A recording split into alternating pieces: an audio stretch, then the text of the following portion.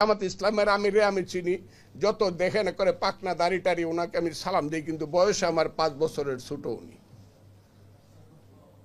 আমি ওনাকে দেখছি উনি জাসদ ছাত্রলীগ করে না। আমি মিথ্যা কথা বললাম কেন নয়া বইয়ের মতো গাল ফুলিয়ে রাখেন, এমন এক বক্তব্য দিয়েছেন বাংলাদেশের প্রবীণ রাজনীতিবিদ ও কিশোরগঞ্জ 3 আসনের সাবেক সংসদ সদস্য ফজলুর রহমান।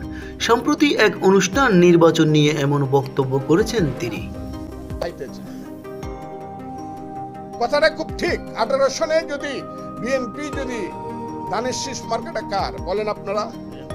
বিএনপির তাদের পাল্লা মার্কা ছিল, বিএনপির মার্কা দিয়ে তারা ইলেকশন করছে। বিএনপির ফজলুর রহমান আরো বলেন, অন্তর্বর্তীকালীন সরকারকে অবশ্যই নির্বাচন দিতে হবে, কারণ নির্বাচন 18 কোটি মানুষের অধিকার।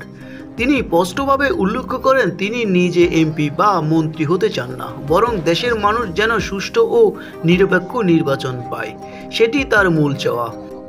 হসপিটাল তারা দখল করছে, প্রতিষ্ঠান তারা দখল করছে, এটা আমি খারাপ মনে করি না। বিশ্ববিদ্যালয় তারা দখল করে ফেলছে, ভাইস চ্যান্সেলর সব।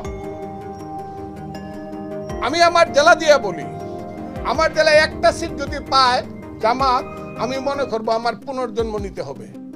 তবে তার এই বক্তব্য রাজনৈতিক অঙ্গনে আলোচনার জন্ম দিয়েছে। বিশ্লেষকদের মতে ফজলুর রহমানের বক্তব্য আসন্ন নির্বাচন ও রাজনৈতিক পরিস্থিতির উপর নতুন মাত্রা যোগ করতে পারে। এগুলো আমরা অপমান বোধ করি না? যারা তারা আশ্রয় দিল, বাঁচাইলো, তাদেরকে এখন খাইতে চান। এখন আবার মনে করেন বিএনপি দরকার নাই, আমরা ইলেকশন করে আমরা পাস করে ফেলবো। বিএনপি কে ভুলে গেছেন যে বিএনপি আপনাকে সমস্ত জায়গাতে আশ্রয় দিচ্ছে। দেশনেত্রী বেগম খালেদা জিয়ার 2টা স্টেটমেন্ট যদি মনে না রাখেন, 8 সনের পরে ভুল করবেন।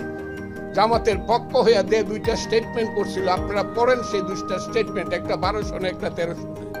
তখন উনি বিরোধী দলের নিউজ বাংলা 29 আপনাদেরকে